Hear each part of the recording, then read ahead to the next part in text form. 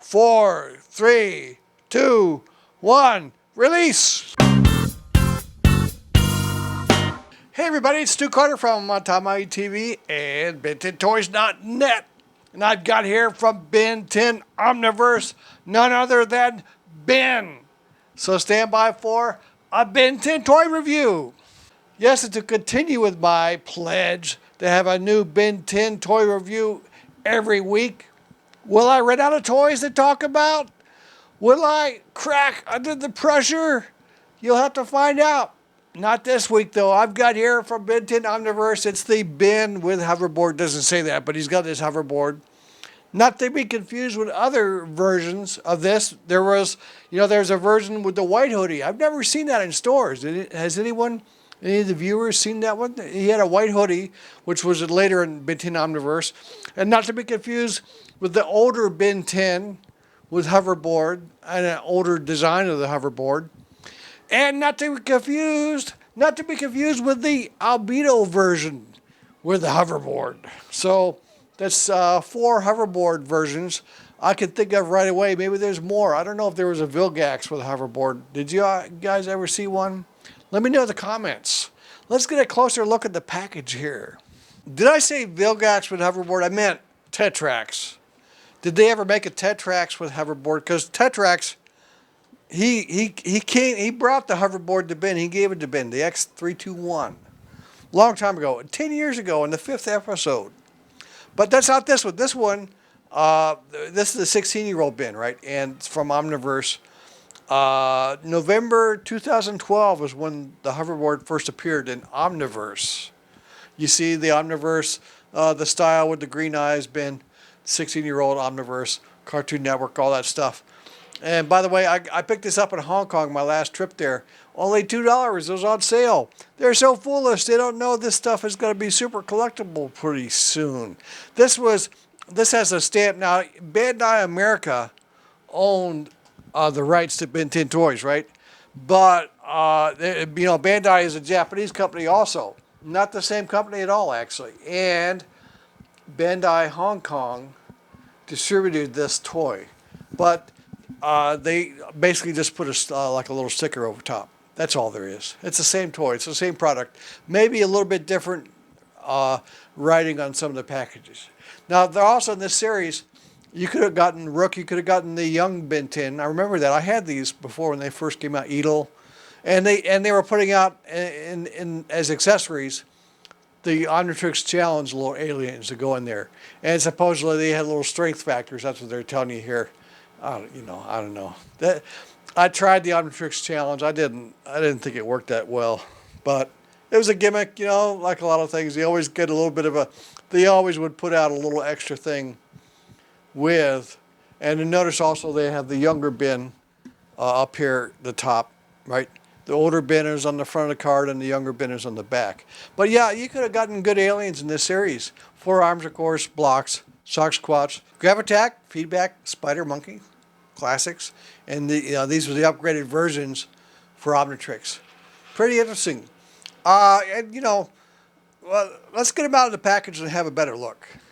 Well, here he is. It's, of course, a faithful recreation of the Ben from the show with the black shirt, the green stripe, the logo, the brown cargo pants, and green shoes, green sneakers.